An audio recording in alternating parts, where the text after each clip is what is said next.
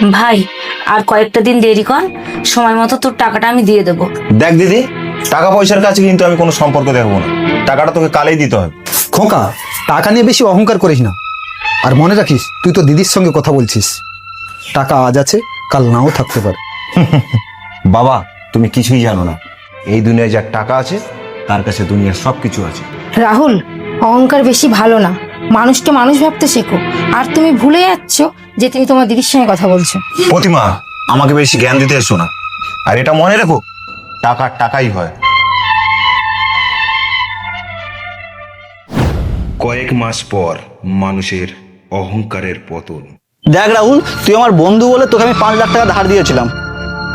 তবে এটা মনে রাখিস, টাকাটা যদি সময় মতো না পাই তাহলে আমি ভুলে যাব তুই আমার বন্ধু হোস।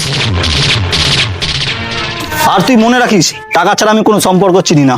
সমর, তুই তো ভালোভাবে জানিস ভাই, আমার ব্যবসা যা ছিল সব পুরোপুরি ডুবে গেছে। এখন আমি একটা রাস্তার ভিখারির সমান রে ভাই।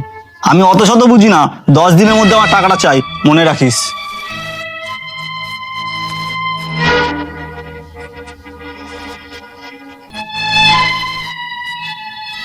এ নাও, এতে 10 লাখ টাকা আছে। আমার আর দিদি গহনা বিক্রি করে এনেছি। তুমি আবার নতুন করে ব্যবসাটা শুরু করো।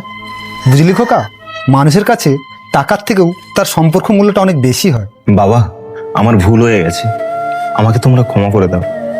আমি টাকার অহংকারে অন্ধ হয়ে গেছিলাম, কিন্তু আজ আমি বুঝতে পারলাম মানুষের বিপদের দিনে তার আপনজন ছাড়া আর কেউ পাশে থাকে না। বাবা, খোকা, অহংকার মানুষকে সর্বনাশের পথে নিয়ে যায়।